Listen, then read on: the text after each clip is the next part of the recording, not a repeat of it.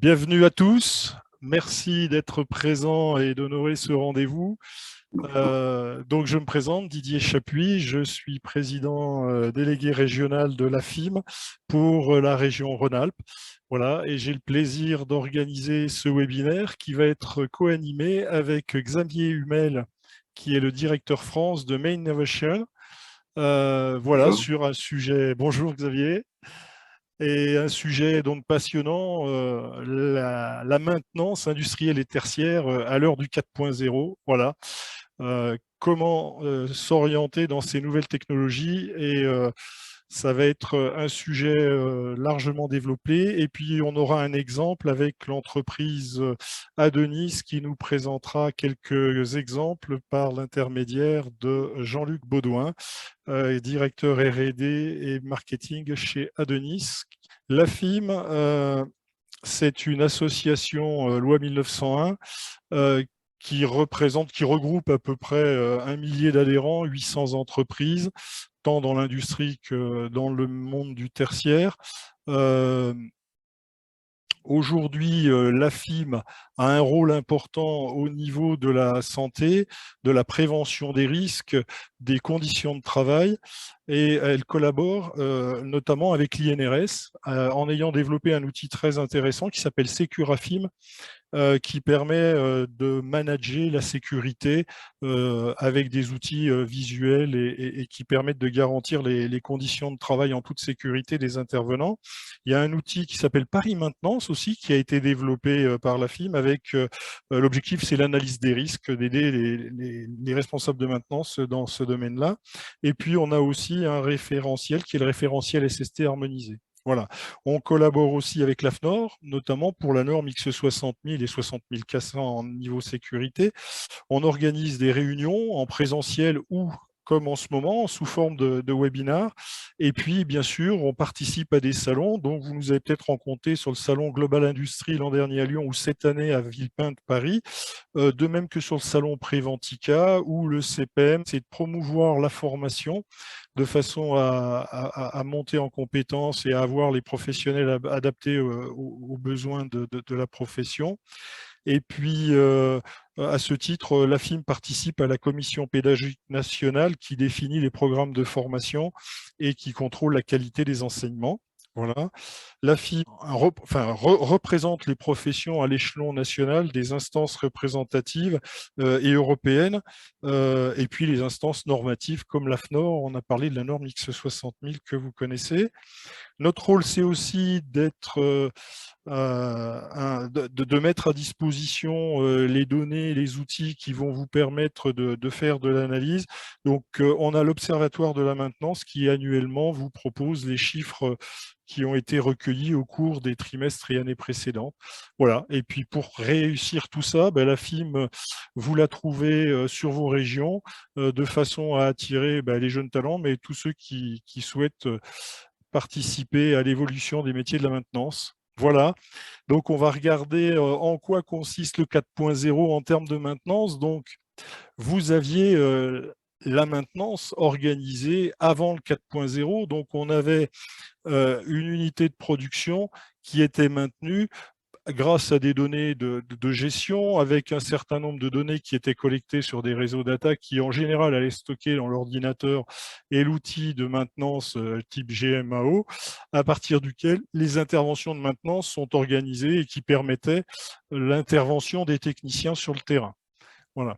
Donc aujourd'hui, maintenant, qu'est devenue cette organisation de la maintenance avec le 4.0? On a la partie en 4.0, tous les objets connectés qui interviennent. Et c'est de cette partie dont que Adonis nous présentera quelques exemples parce que c'est des moyens assez faciles de rentrer dans le 4.0 et c'est très efficace. On a tout ce qui est intelligence artificielle et jumeaux numériques qui influent énormément sur l'organisation de la maintenance et les moyens d'intervenir de façon efficiente. Ce qui est apparu très tôt, beaucoup d'entre vous interviennent déjà avec de la mobilité, des téléphones, des plaquettes numériques. Voilà. Les données sont stockées dans les clouds depuis quelques années et plus seulement sur des serveurs physiques dans nos entreprises. Et puis, on a la dimension de la réalité augmentée et les dernières technologies robotiques. Ça fait un moment qu'il y a des robots, mais ce qui est plus récent, c'est la cobotique. Donc, c'est des robots encore plus intelligents et qui sont là pour aider l'homme, qui interviennent avec l'homme. Alors, on peut parler d'exosquelettes, par exemple, mais il y a bien d'autres choses en cours de développement.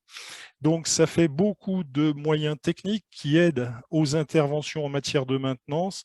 Et l'idée de ce webinaire, eh ben, c'est de voir un petit peu comment définir une stratégie pour s'orienter dans tous ces moyens qui nous sont mis à disposition. Alors, chaque petite flèche rouge, comme ici sur le robot à droite ou réalité virtuelle ou IoT, à chaque fois, eh ben, c'est des actions de maintenance. C'est-à-dire qu'on fait de la maintenance et on rajoute des moyens pour pouvoir mieux intervenir de façon plus performante, mais du coup, ça rajoute des unités sur lesquelles, eh bien, effectivement, il faut faire de la maintenance.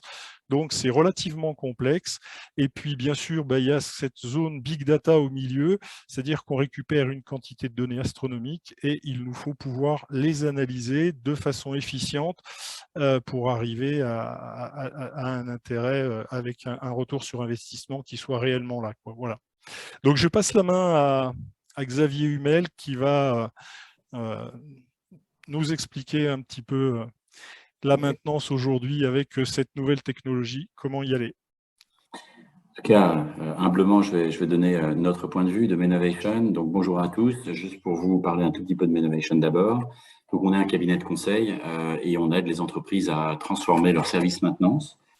On est une quarantaine de consultants. On est présent historiquement en Belgique, aux Pays-Bas et en France. On intervient dans tous les pays, dans tout type d'usines, sur tout type de problématiques, en fait, maintenance, que ce soit des diagnostics, que ce soit des déploiements de GMAO, la mise en place de tableaux de bord, des démarches fiabilisation, de la formation, etc., etc. Et évidemment, on est exclusivement sur ce sujet de maintenance et gestion d'actifs. On ne traite pas les autres sujets d'excellence opérationnelle et on est naturellement confronté à tout ce qui est maintenance 4.0. Dernière chose, en bas à gauche, on a un modèle de compétences, de processus qu'on déploie parfois chez nos clients. On a aussi décrit tous les processus maintenance. Alors, le propos est pas là. Le but, c'est de parler un peu de valeur et de faire le lien avec la maintenance 4.0. Donc, je vais, dans un premier temps, en fait, reparler un peu de création de valeur à la maintenance et de ce que nous expliquons en général à nos clients. Puis, je viendrai ensuite sur la maintenance 4.0. Donc pour nous, le point de départ de la maintenance, c'est que c'est pas un centre de coût.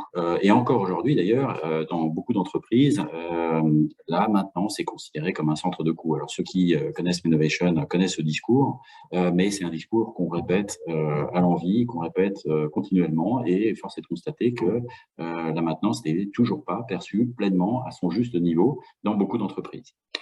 Donc il y a 4 leviers pour créer de la valeur par la maintenance. Le premier à gauche, c'est la disponibilité technique. Donc, on augmente la disponibilité des machines. Le deuxième, c'est le contrôle des coûts. À droite, le troisième vers le haut, c'est la maîtrise des risques. Et le quatrième en bas, c'est la gestion des investissements. Alors, plus concrètement, ça veut dire quoi? Ça veut dire, si je les reprends comme ça, dans l'ordre, gauche, droite, haut, bas. Disponibilité technique, c'est accroître la disponibilité des machines. Donc, réduire, en fait, les arrêts des machines, évidemment réduire les arrêts, accroître la disponibilité, ça permet de produire plus, si tant que le marché peut absorber les produits ou la production supplémentaire, alors c'est de la valeur créée. On peut augmenter les rendements, on peut améliorer la flexibilité, tout ça sont des leviers de progrès sur l'axe disponibilité technique. Pour la partie coût, à droite, évidemment, c'est quand on parle de coûts en maintenance, c'est plutôt la partie OPEX. Donc, on peut réduire les OPEX, c'est-à-dire faire en sorte que la maintenance coûte moins cher sur les actifs considérés. Chasser les gaspillages, augmenter la productivité des maintenanciers. Tout ça sont des leviers d'amélioration des coûts de production. Et enfin, les 2 axes verticaux, là, en haut, réduire les risques, SEQ, c'est-à-dire santé, sécurité, environnement, qualité. Faire en sorte qu'on ait en effet peut-être moins de problèmes qualité générés par les équipements. Faire en sorte que les équipements contribuent à l'amélioration de la sécurité et de la santé des collaborateurs. Ce sont des axes de progrès. Il suffit par exemple d'estimer un départ incendie dans une usine qu'on peut même valoriser en termes de risque, c'est-à-dire de fréquence et de gravité. Alors, on peut tout à fait considérer cet axe comme un axe de création de valeur en maintenant deux. En ce moment même, d'ailleurs, il y a un procès qui est démarré sur l'accident malheureux et dramatique de la SNCF à Bréquigny. Et alors, je ne sais pas ce qui va être dit, en tout cas dans le cadre du procès, mais quand on cherche les articles, c'est aussi des effets maintenance, ou des causes maintenance, pardon. Mise en conformité avec les réglementations, c'est là aussi dans cet axe SSEQ. Et en bas, c'est mieux gérer les investissements, c'est réduire les CAPEX pour le renouvellement, allonger la durée de vie des équipements, quand c'est une alternative souhaitable pour les équipements, réduire le stock de pièces de rechange. Tout ça sont des axes de création de valeur par la maintenance. Alors, à un instant donné, une entreprise a plutôt un axe de création de valeur dominant plutôt qu'un autre, en fonction de la maturité de ses produits, de sa situation sur le marché, de tout un tas de facteurs. En fait, elle va se retrouver, d'ailleurs, ce qui est vrai au niveau d'une entreprise, c'est vrai au niveau d'une usine, dans une zone géographique, elle a à un instant donné, en fait, dans une situation donnée, un axe qui est plus créateur de valeur. Et il s'agit d'identifier parce qu'en fonction de l'axe qu'on va retenir, on va pas du tout jouer sur les mêmes bonnes pratiques pour atteindre les objectifs qu'on a pu se fixer. Si l'axe de création de valeur, c'est le contrôle des coûts, alors dans ce cas-là, il faudra mettre en place un contrôle des coûts très important au niveau de chaque actif, de bien comprendre comment la maintenance dépense ses OPEX pour pouvoir identifier les poches de coûts les plus larges pour pouvoir essayer, tenter de les améliorer. Si c'est la disponibilité, alors on va plutôt parler de mesure de la disponibilité, de mesure des usages et de confrontation en fait de la maintenance au regard de l'usage et d'identifier non pas les équipements qui coûtent forcément plus cher, mais les équipements qui ont des pertes, qui créent les pertes les plus importantes. Donc en fait, les méthodes, les outils, les approches vont différer en fonction de l'axe que l'on va privilégier. C'est très important parce qu'à un instant donné aussi, on ne peut pas forcément se focaliser sur tous les aspects. Et puis, cet axe de création de valeur, il change au fil du temps. Donc, une fois qu'on a identifié un levier, en tout cas, il faut construire et développer sa stratégie maintenance.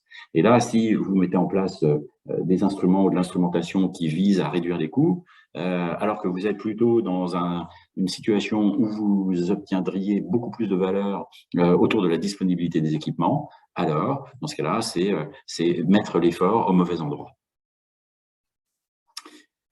Comment on identifie la création de valeur au niveau d'un site ou d'une entreprise, ce qui n'est pas forcément la même chose au niveau des équipements. En général, on a des indicateurs classiques qui ne sont pas forcément ceux de Menovation, mais qu'on trouve en effet sur Internet très classiquement. Ce sont aussi les nôtres.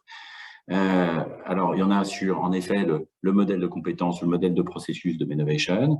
Je vais les dire rapidement. C'est de gauche à droite et de haut en bas. Il faut d'abord que des actifs soient correctement décrits dans ces systèmes de maintenance. On va prendre aussi l'âge des actifs par rapport à la durée de vie technique. On va regarder le pourcentage d'inspection réglementaire qui est réalisé dans les délais, les coûts externes qui sont réalisés au travers de contrats.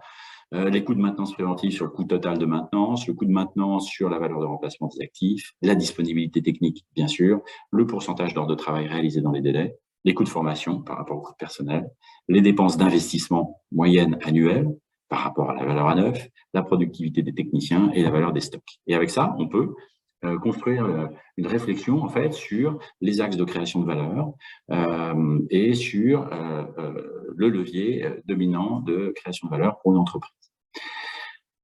On peut aussi prendre tout un tas d'autres méthodes. Alors, quand je discute avec mes propres clients, ils me disent « Ah bah tiens, on n'a qu'à prendre tous les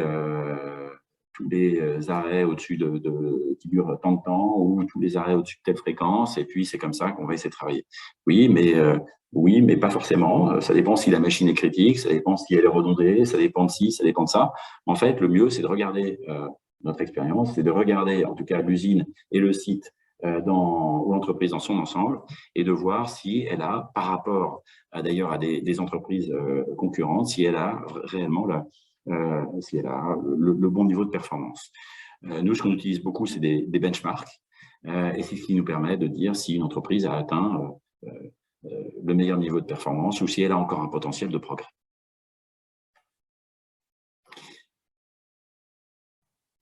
Un dernier exemple, et je vais passer au 4.0. Quelques exemples de projets de création de valeur. Alors, comme je vous disais, ça peut porter sur la disponibilité, sur la marge, sur le stock de pièces détachées, les coûts de maintenance. Et on va trouver différents résultats qu'on a adressés dans des entreprises représentatives et assez de tout un tas de secteurs et assez significatives, avec des résultats assez incroyables, simplement en trouvant le vrai potentiel de valeur et en alignant les démarches, en concentrant l'effort dans la direction qui est la plus rémunératrice et la plus rentable. Encore une fois, s'il s'agit parfois d'améliorer la disponibilité des machines, il ne s'agit pas forcément, en tout cas, d'avoir une approche adaptée sur les stocks. Je mène en ce moment d'ailleurs un projet pour une entreprise où on vise à gagner de la disponibilité et on sait qu'on perd énormément de disponibilité par absence de stock sur les produits électroniques. Les produits électroniques en ce moment ont des délais d'appro absolument considérables, un peu comme tous les produits d'ailleurs, mais spécifiquement sur les produits électroniques. Et clairement, la politique, c'est de mettre en stock un certain nombre de pièces. Et on sait que ça, le gain sera vraiment immédiat si une panne arrive, parce qu'au lieu de se retrouver avec des délais ou des durées d'arrêt de l'ordre de plusieurs semaines, on aura, voire de mois, on aura des délais relativement raisonnables de quelques jours à une semaine maximum. Alors, pour passer au sujet 4.0, plus spécifiquement, en fait, la maintenance 4.0 et en particulier la maintenance prévisionnelle, c'est ce qui consiste à essayer de prévoir, en tout cas, ce qui va se passer. Il n'est pas forcément une invention récente. On fait des inspections depuis toujours pour essayer de détecter les baisses de fiabilité des machines ou de détecter les problèmes sur les machines avant qu'ils arrivent. Puis on a fait des inspections visuelles, et puis ensuite des inspections avec des instruments, puis même du pilotage en temps réel de l'état des installations. Alors quand on parle de maintenance prévisionnelle, on se situe en tout cas dans cette lignée, et ce qu'on aime dire, c'est que c'est une étape supplémentaire. La maintenance prévisionnelle 4.0, c'est une étape supplémentaire par rapport à toutes les actions qui ont visé à prévoir les arrêts. C'est la mise en place de nouvelles technologies pour aller un cran plus loin dans la détectabilité en fait des événements négatifs et des défaillances. Notre propre définition d'ailleurs, c'est la suivante, en tout cas de la maintenance prévisionnelle 4.0, c'est de prédire les dysfonctionnements futurs d'une installation et de prescrire la mesure préventive la plus efficace, quand et quoi, en appliquant des techniques avancées de big data analytics. C'est vraiment pour essayer de trouver la réponse et de faire du prévisionnel, avec des données qui concernent l'état technique, l'utilisation, l'environnement, l'historique de la maintenance, les tâches de maintenance standard, en s'appuyant éventuellement sur des installations comparables à l'intérieur et à l'extérieur de l'entreprise, et en s'appuyant sur des outils, des logiciels, des instruments, des réseaux, et tout un tas de choses que Didier a décrites en introduction sur le webinaire. Alors, ce qui est intéressant pour nous aujourd'hui, c'est quand on fait le lien entre maintenance 4.0 et création de valeur, c'est de savoir si toutes ces nouvelles technologies amènent de la valeur et là où elles peuvent amener de la valeur. Alors, on réalise chez Menovation régulièrement des enquêtes auprès de nos clients. Là, je vous montre la dernière qu'on a faite auprès d'environ 300 sociétés dans différents secteurs, en Europe d'ailleurs. Et on leur a demandé, la première question qu'on leur a posée, c'était mais pour quelle raison démarreriez-vous un projet de maintenance 4.0 ? Clairement, les gens à plus de 50% ont répondu, c'est la disponibilité des équipements. Alors juste derrière, c'est aussi la satisfaction, en effet, parce que sur la disponibilité, on peut honorer des délais où les pénalités de retard, ça se valorise. Et en effet, directement, les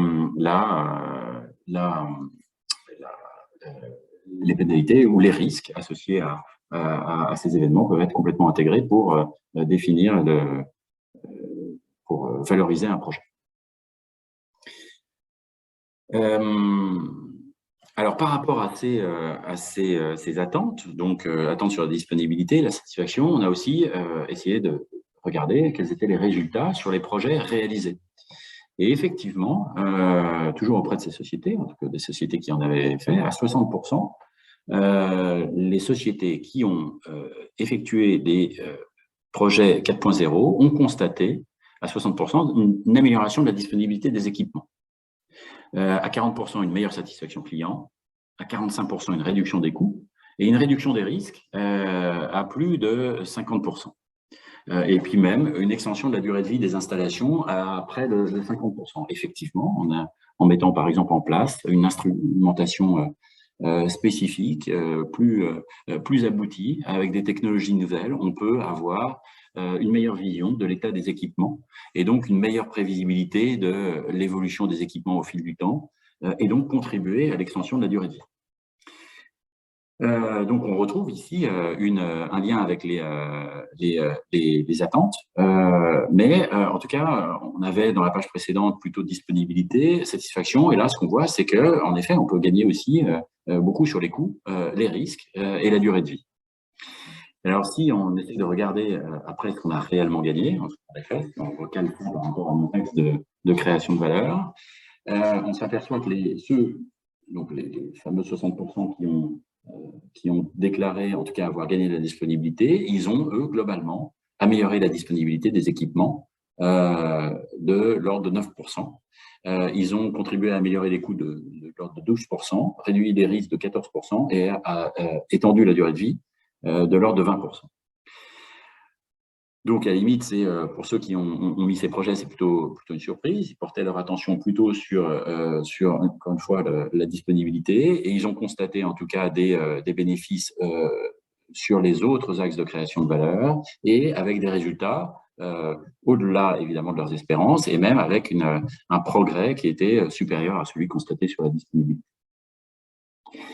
Alors ça permet d'alimenter en effet c'est une référence, une statistique qui est exploitable. Et effectivement, après, on a aussi demandé à ces entreprises pourquoi elles ne mettaient pas en œuvre des projets de maintenance 4.0. Et dans la plupart des cas, c'était qu'elles ne réussissaient pas à constituer des business cases pertinents. Soit parce que les calculs n'étaient pas possibles, mais soit en particulier aussi, et c'est la deuxième raison qui est intéressante, c'est parce qu'elle n'avait pas suffisamment de données disponibles ou qu'elle n'avait pas de compétences d'analyse de données. C'est probablement d'ailleurs des facteurs qui contribuent au premier élément. Et en nous, ça nous interpelle parce que, évidemment, ces deux éléments, avoir des compétences et disposer de données, ce sont des éléments fondamentaux en fait pour avancer dans la maintenance 4.0. Didier parlait tout à l'heure de stratégie. Stratégie, c'est le chemin.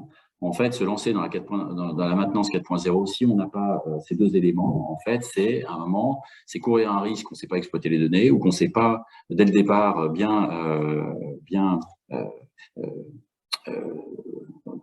définir le champ d'application de son projet, ou ensuite mesurer la performance et donc garantir le retour sur investissement. Donc les données, les compétences sont deux éléments évidemment absolument essentiels pour un projet de maintenance 4.0. Et si on va un petit peu plus loin, effectivement, nous on a recensé ici tout un tas de conditions en fait pour mettre en œuvre la maintenance 4.0 par rapport à des inspections visuelles, c'est un peu le premier niveau dont on parlait, des inspections basées sur de l'instrumentation évoluée ou des pilotages en temps réel. Et on s'aperçoit que, en fait, bien sûr, il faut soit sur les processus, sur les méthodes, sur la mesure de la performance, sur les systèmes ou l'organisation, il faut des moyens, des ressources qui sont totalement différentes de celles que l'on peut développer, en effet, selon des niveaux de maturité précédents. Je ne vais pas tous vous les décrire, vous pourrez le consulter dans le replay, mais si on regarde par exemple, ne serait-ce que les deux dernières lignes, les systèmes et l'organisation, sur les systèmes, il va bien sûr en général falloir mettre en place des logiciels, des plateformes de collecte de données pour rassembler en effet des données de l'interne, du système de production environnemental. mettre en place des réseaux Wi-Fi, avoir des logiciels d'analyse statistique ou être en mesure de les faire. Ça, c'est le volet compétences. Et il faut, en effet, en termes d'organisation, des ingénieurs fiabilité qui connaissent ces méthodes, qui connaissent ces techniques et qu'on appelle souvent aussi, qui deviennent aujourd'hui des data scientists, qui sont capables, en effet, de faire de l'analyse de données. Alors, c'est des ressources évidemment rares. Et donc, si elles sont rares, elles sont chères. Et donc, il faut penser en tout cas à tous ces éléments pour s'avancer vers un projet de maintenance 4.0. Dernier élément, et c'est ma dernière page, les facteurs clés de succès ou les conditions pour avancer dans cette direction. Le premier élément, c'est évidemment de sélectionner les installations candidates avec rigueur. On parle de machines critiques, mais ça peut être aussi si voilà, la machine sur laquelle on a des pertes, évidemment qui a un certain niveau de criticité, mais sur lequel on pense en effet avoir peut-être déjà un bon niveau de connaissance et sur lequel on est convaincu qu'il y a de nouvelles technologies pourraient apporter quelque chose. Ensuite, il faut constituer des business cases pertinents. Et là, je reviens à la page que je présentais il y a 3 minutes. Pour ça, il faut des données. Il faut être capable de constituer des business cases. Mais les données, c'est évidemment essentiel. Ça veut dire que vous avez en interne des données suffisamment intéressantes pour aller un cran plus loin et pour en effet croiser ces données avec peut-être des données externes comme des données environnementales pour aller en tout cas plus loin vers l'analyse de données, data analytics dans des systèmes et des plateformes qui vont bien. Mais si ce n'est pas le cas, si les données ne sont pas constituées, alors aujourd'hui, typiquement, moi j'ai des clients qui me disent « Ah, j'ai envie d'aller vers le 4.0 » et je commence à aborder la question des données. Et en fait, on voit que les données ne sont pas fiables, ne sont pas complètes, que les contraintes d'intervention basiquement sont pas renseignées. Donc, on a des données d'arrêt, des données de panne qui sont pas exploitables ou pas suffisamment exploitables en fait pour aller un cran plus loin. Donc là, on se retrouve en fait avec un niveau de maturité qui n'est pas au niveau du 4.0. Et il y a déjà énormément de choses à gagner simplement en travaillant sur la mise en place de la bonne GMAO ou l'application de la GMAO qui est en place, la récupération des données et des démarches de fiabilisation qui existent depuis longtemps, comme des MDEC. Donc, le 4.0 n'est pas la panacée. C'est là, en général, d'ailleurs, j'ai toujours les fournisseurs de solutions se mettent à me détester.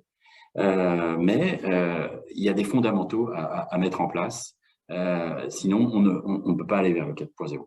Et le 4.0, c'est entre guillemets un petit peu la cerise sur le gâteau, à condition d'avoir déjà un gâteau qui est bien élaboré, des compétences, des données, des systèmes. Voilà. C'est un niveau de maturité qu'on ne doit franchir que si on a franchi les niveaux de maturité précédents. Alors, en effet, au-delà de tout ça, il faut exploiter des réseaux mobiles, des infrastructures, ça veut dire des coûts, intégrer des solutions cloud, des objets connectés, l'Internet des objets, et renforcer les compétences en fiabilisation et en analyse de données. Donc oui, conclusion, on pourrait dire qu'il y a des avancées technologiques qui font aujourd'hui des choses réellement incroyables. Oui, ça fonctionne, ça rapporte quand c'est mis en place. Ça rapporte au-delà de ce qu'on peut espérer sur la seule disponibilité, comme je disais, sur les coûts, les risques, la prolongation de la durée de vie.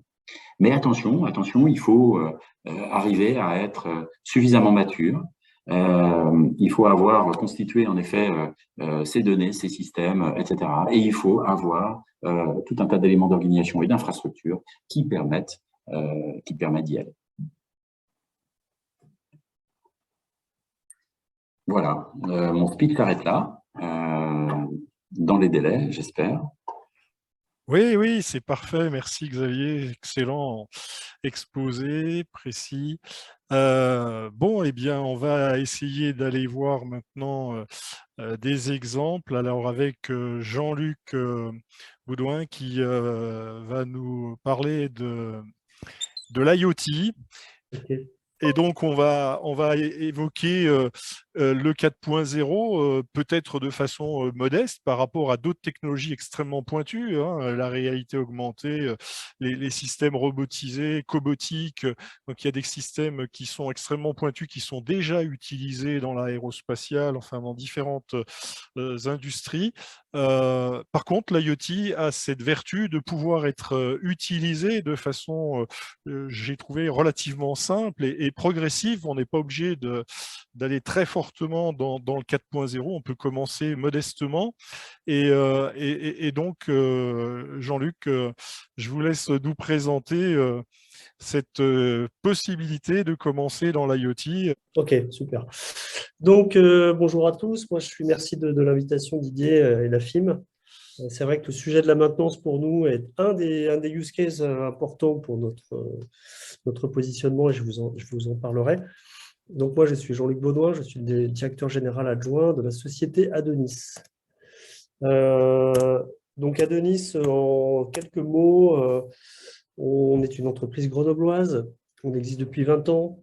On est une entreprise cotée en bourse, donc le chiffre que je vous donne là est le chiffre de l'année précédente. On n'a pas encore publié nos résultats. Notre exercice s'étant achevé fin mars et les CAC étant en train de consolider les comptes, mais on a eu une bonne croissance sur cette année en sortie de crise Covid, on va dire, donc on est sur un chiffre d'affaires assez supérieur. Depuis qu'on existe, en fait, on fait des produits radio. Notre expertise, c'est faire de la connectivité radio depuis 20 ans.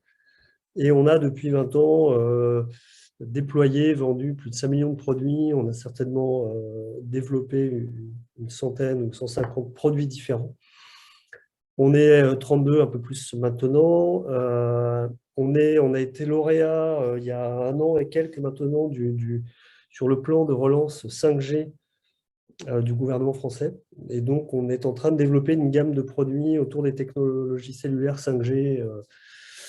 Voilà. Donc ça, c'est nous.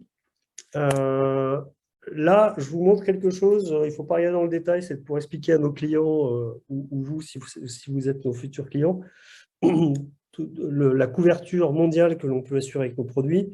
Mais là, je l'ai affiché juste pour vous dire que vous voyez des mots-clés, là, LoRaWAN US 920, Sigfox RC4, LoRaWAN LTE, NBA IoT.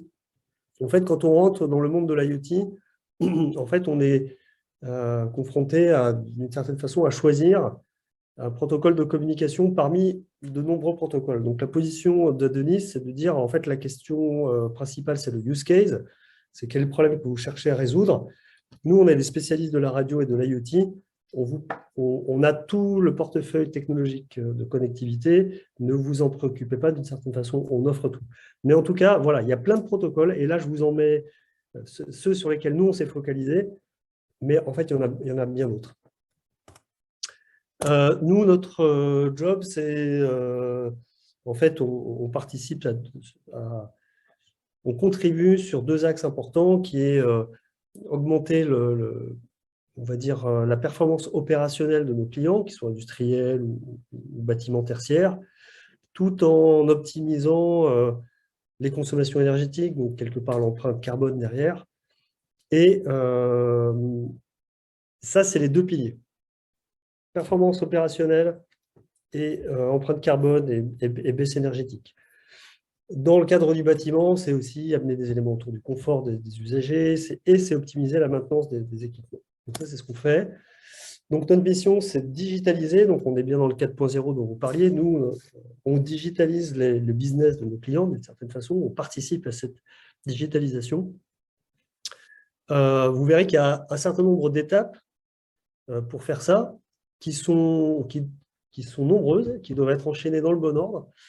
Donc, il y a une forme de process et de complexité. Donc, nous, on cherche à faciliter ça avec des outils divers.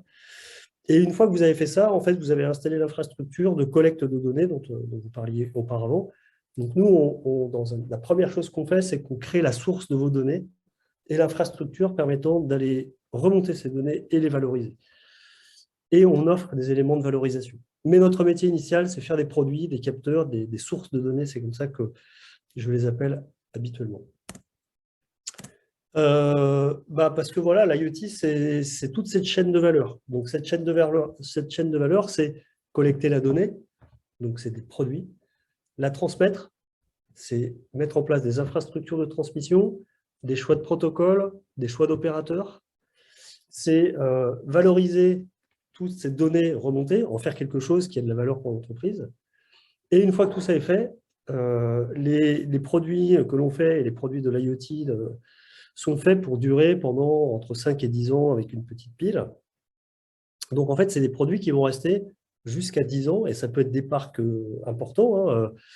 Nous, on a déployé des flottes de capteurs de plusieurs dizaines de milliers de produits pour un seul client en une année. Et ça va durer 10 ans. Donc, il va se passer plein de choses pendant ces 10 ans. D'un point de vue de la radio, il peut y avoir un bâtiment qui se construit à côté. Vous pouvez changer l'infrastructure de vos cloisons. Voilà. Tout ça fait que ce qui était vrai à un instant T doit être géré dans le temps. Donc, le réseau de capteurs doit être géré. Donc, en fait, ça, c'est la chaîne de valeur qui vous permet de tirer profit de cette techno. Et dans cette chaîne de valeur, il y a pas mal d'intervenants. Il y a ce qu'on appelle les device makers. Nous, on en est un. À l'autre bout, il y a les plateformes IoT de données, donc Amazon et toutes les briques de traitement. Entre les deux, il y a des fournisseurs de gateway quand on fait un réseau privé, j'en parlerai peut-être. Il y a les opérateurs, Orange, Bouygues et les autres. Et il y a des consultants qui viennent aussi vous aider à designer des algos de traitement de données. Voilà. Donc tout cet écosystème-là est assez riche et en plus, les frontières de chaîne de valeur bougent pas mal. Nous, on est en train de faire des choses, on fait des choses sur le point 4, la gestion. On amène des blocs de valorisation. Donc, on voit que cette chaîne de valeur est toujours en cours de construction. Donc, voilà, c'est ce que je disais. En fait, vous allez commencer à vous dire, je veux faire de la maintenance dans mon bâtiment, je dois remonter des données, je dois équiper des équipements. Qu'est-ce que je prends comme capteur? Qu'est-ce que je prends comme réseau? Quel opérateur? Je n'aurai pas que des capteurs Adonis en LoRa, j'aurai aussi des capteurs Bluetooth.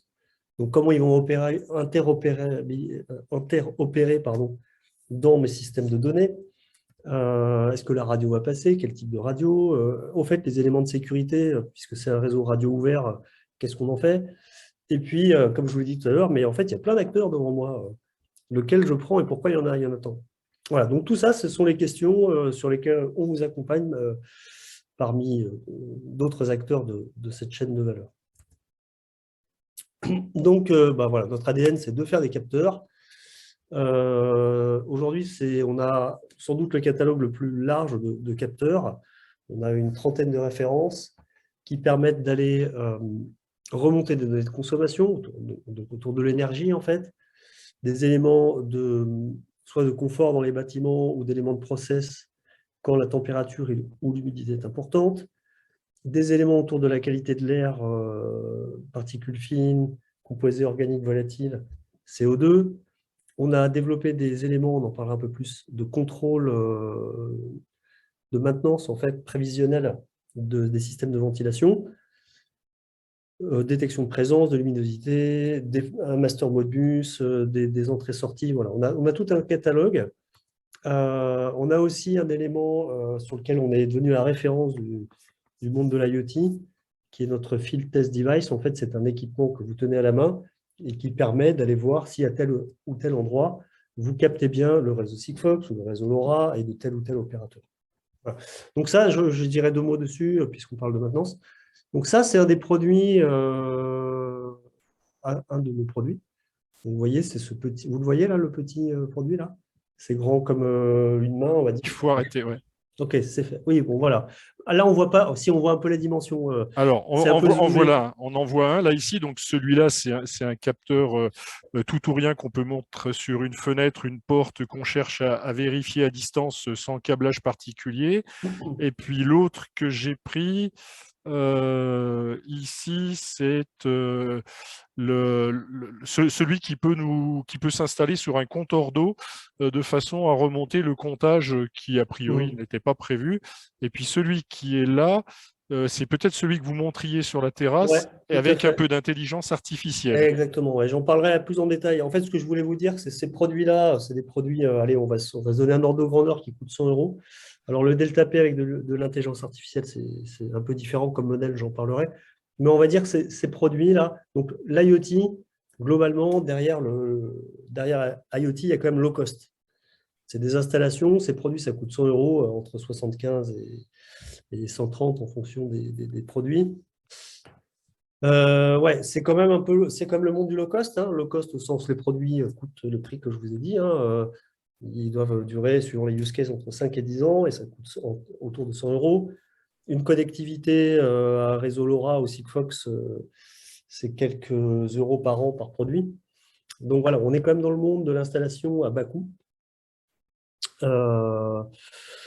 Voilà, c'était juste pour donner quelques éléments. Ce que tu as montré, Didier, c'est des produits qui tiennent dans la main.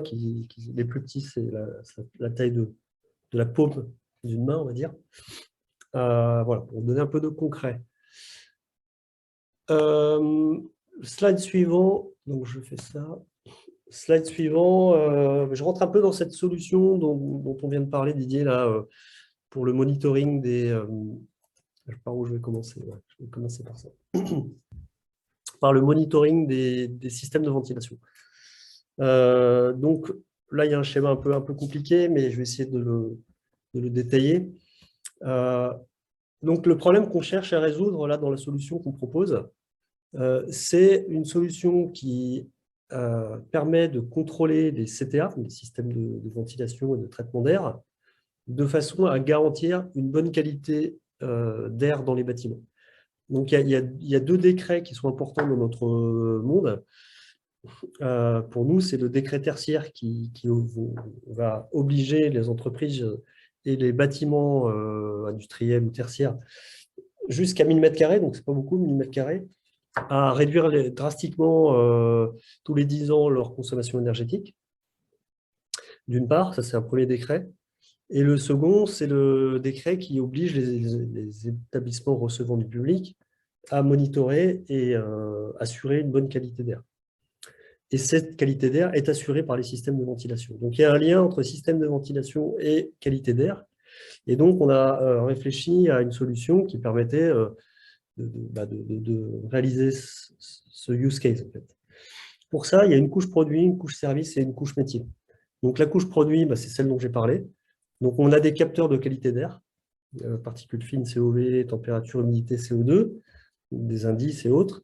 On a notre delta P que l'on met sur les systèmes de ventilation et qui permet de vérifier que le système fonctionne correctement. Donc, qui permet à la fois de voir qu'il fonctionne correctement et on peut aussi monitorer sa consommation énergétique du moteur lui-même. Tout ça, ça remonte des données. Et là, on a fait un partenariat technique et commercial avec l'entreprise Carl Software, qui est, je crois, à la FIM, tu me disais, Didier.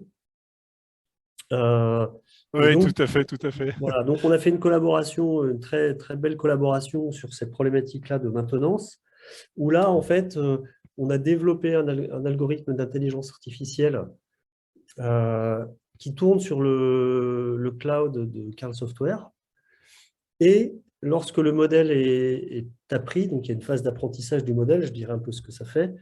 Une fois que le modèle est appris, en fait, il est injecté dans le produit Delta P, et donc le produit Delta P fait tourner les inférences, on appelle ça, donc les algorithmes d'intelligence artificielle pour détecter un problème sur le ventilateur de façon autonome.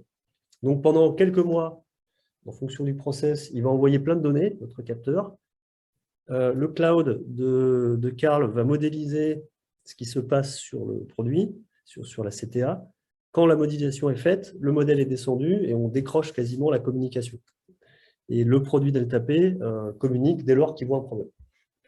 Et donc pour ça, voilà, on doit mettre en œuvre, et ça c'est très typique de l'industrie 4.0, ou en tout cas de ce qui se passe autour de la digitalisation, c'est la collaboration multiple entre d'abord le monde physique, les objets, enfin d'abord les machines, etc., puis après les objets, comme les capteurs, et le monde virtuel, dans lequel on associe la collaboration entre plusieurs savoir-faire. Carl Software a un certain savoir-faire qui fait tourner sur une plateforme de service. Nous, on en a d'autres. Nous, on fait par exemple tout ce qui est lié à la qualité de l'air, donc les indicateurs de qualité de l'air. Donc nous, ça, c'est notre savoir-faire. On échange tout ça sous forme d'API et on livre ça à un client qui, lui, est le gestionnaire du bâtiment et qui, lui, va intégrer sous forme d'API tout ce qu'on a fait dans sa propre plateforme et en faire l'application métier. Et c'est donc la dernière couche que j'ai décrite là. Voilà, donc voilà, ça dit un peu la même chose là. Donc je vais pas aller plus loin. Et en fait, j'ai fait le tour, Didier. Je suis prêt plutôt à interagir là Ok, ben, on peut peut-être revenir sur l'avant-dernier slide, là où tu présentais. Donc, si je le redis autrement ici, donc, on a un capteur ΔP en bas qui va détecter un colmatage des filtres dans la CTA.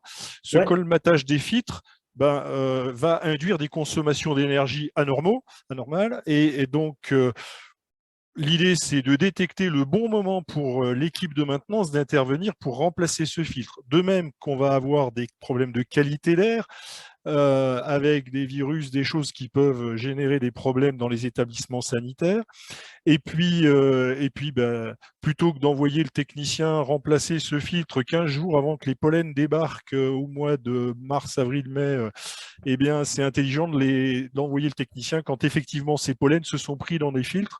Et donc, le modèle d'intelligence artificielle qui voit passer les différents rythmes de fonctionnement, les vitesses de fonctionnement de CTA qui induisent des ΔP différentes, l'intelligence artificielle que vous intégrez dans le capteur permet de déceler si c'est un réel dysfonctionnement ou si c'est un mode de marche qui est un mode de marche, par exemple, un petit peu dégradé quand il y a des variations de vitesse, mais qui sont tout à fait normaux et qui ne nécessitent pas une intervention technique.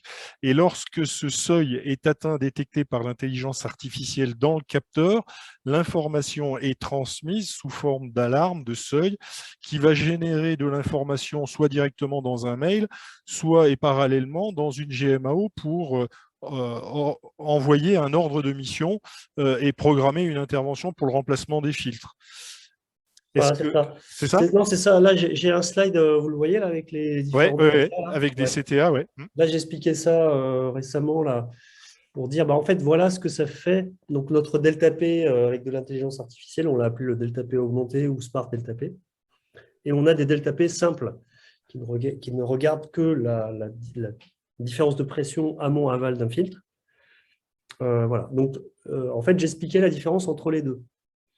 En fait, vous prenez un ΔP simple qui vous sert à diagnostiquer le fait que vous dépassez un seuil normal.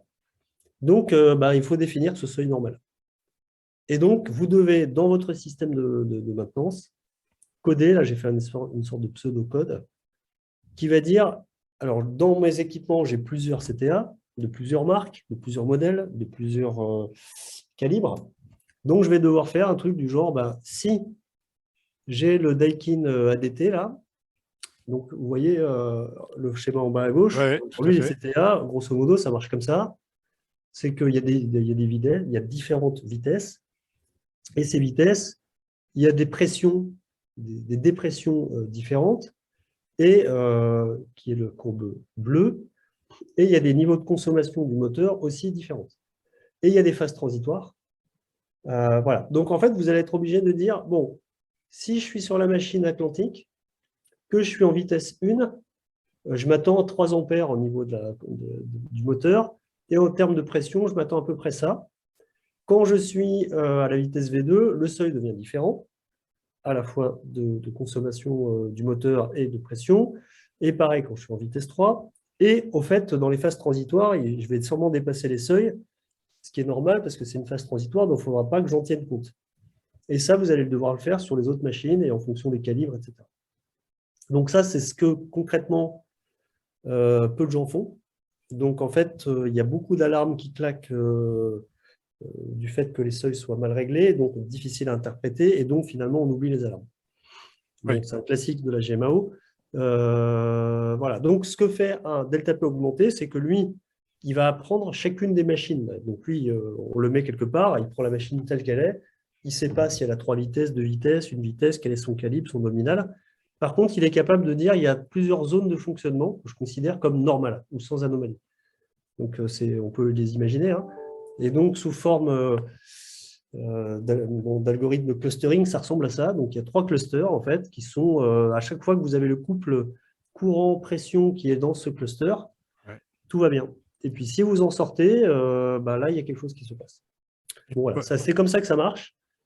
Mais je ne vais pas forcément aller plus loin là, parce que c'est Non, mais donc, spécial, mais voilà. il y a une phase d'apprentissage pour le capteur de quelques jours, quelques semaines de fonctionnement et qui garantit que les seuils, quand ils apparaîtront, sont vraiment à prendre en compte et ne vont pas être des seuils perturbateurs parce qu'effectivement, ça pourrait être très pénible de recevoir des alarmes qui ne sont pas de bonnes alarmes. C'est ça. OK. Voilà, donc ouais, Merci. j'ai fait le tour. C'est vrai qu'une solution comme ça qui intègre, vous l'avez vu, plusieurs acteurs, plusieurs technologies, hein, la radio, du device, de l'IA, du cloud, des API. Là, c'est des solutions qui vont… Le produit va coûter plus cher, on le vend à peu près 300 €. L'abonnement au service complet de détection d'erreurs, etc., ça ne va pas être quelques euros par mois, mais plutôt quelques dizaines d'euros par mois. Le business model de ces nouvelles solutions est encore émergent. On travaille avec des industriels comme Merck ou Continental sur ces types de sujets. Il y a une évolution organisationnelle importante chez eux pour intégrer ce type de solutions, avec l'argument habituel de dire, bon, en fait, on fait des tournées régulières, finalement, ça ne coûte pas si cher, pourquoi est-ce qu'on va l'investir dans un truc compliqué? Finalement, ça marche comme ça. Oui, c'est ce que exposait Voilà. Xavier en début de ce webinaire, c'est qu'effectivement, il y a une étude à faire pour définir l'équipement critique ou les équipements critiques sur lesquels il faut intervenir. Moi, j'avais beaucoup aimé l'exemple qu'il m'avait été donné de chez vous, de la SNCF, qui n'avait plus les agents qui tournaient sur les voies. Et donc, les tunnels pour traverser sous les voies se trouvaient à l'automne envahis par l'eau à cause des feuilles qui bouchaient les égouts d'évacuation des eaux de circulation. Et du coup, les gens passaient par-dessus, sur les voies, au risque de se faire écraser par un train. Alors qu'en mettant ce genre de capteur au milieu de ces tunnels en plein champ, on peut détecter un niveau d'eau de quelques millimètres. Et donc, à ce moment-là, l'agent des voies peut venir que quand il y a des feuilles qui bouchent les évacuations et donc garantir la sécurité des piétons pour qu'ils ne traversent pas les voies par au-dessus, mais bien par en dessous, par le tunnel, quoi. Donc, il y a des enjeux de sécurité, de confort pour les personnes. Et effectivement, à un moment donné, il y a un seuil de rentabilité à envisager, mais des fois, des choix comme la sécurité peut prévaloir sur un aspect purement financier. Voilà, donc merci pour ces présentations. J'ai pas vu trop de questions. Donc la question était, est-ce que les gens accéderont au replay? Bien sûr. Voilà. Je pense que voilà, on est pile poil dans le trajet d'1 heure sur cet événement. Xavier, suite à ces exemples, est-ce que tu avais des idées, des choses à rajouter? Non, absolument pas. Non, merci. Merci en tout cas pour cette possibilité de présenter. Eh bien, écoutez, j'espère que ce webinaire aura apporté des éléments d'éclaircissement et de réponse sur la mise en œuvre du 4.0 dans le cadre de la maintenance industrielle et tertiaire. Voilà, on voit qu'il y a des besoins de formation importants parce que ces nouvelles technologies amènent des besoins de compétences augmentées. Et puis, il y a une réorganisation du management souvent à envisager avec des outils adaptés à ces nouvelles technologies en complément. Effectivement, il y a différents intervenants qui peuvent accompagner la démarche. Et puis, on n'est pas forcé d'aller dans tout 4.0, toutes les technologies. Ce n'est pas parce qu'il y a une technologie qui apparaît qu'il faut effectivement y aller tête baissée. Peut-être y aller de façon mesurée, progressive et réfléchie. Et avec des personnes et des sociétés comme les vôtres, je pense qu'on ne peut que réussir à s'engager dans cette technologie. Voilà, la FIM est à votre service. On a besoin d'adhérents parce qu'on a besoin de subsides pour permettre ce genre d'activité. Donc, que chacun voit ce qui peut être fait. Et puis, à la prochaine webconférence qui aura lieu la semaine prochaine, mardi 24, et qui traitera de la géométrie, la mise en géométrie. Voilà, les enjeux de la mise en géométrie. Messieurs, merci, bonne soirée et Merci. à la Bonne prochaine. soirée à tous. Au revoir à tous. Et à toutes.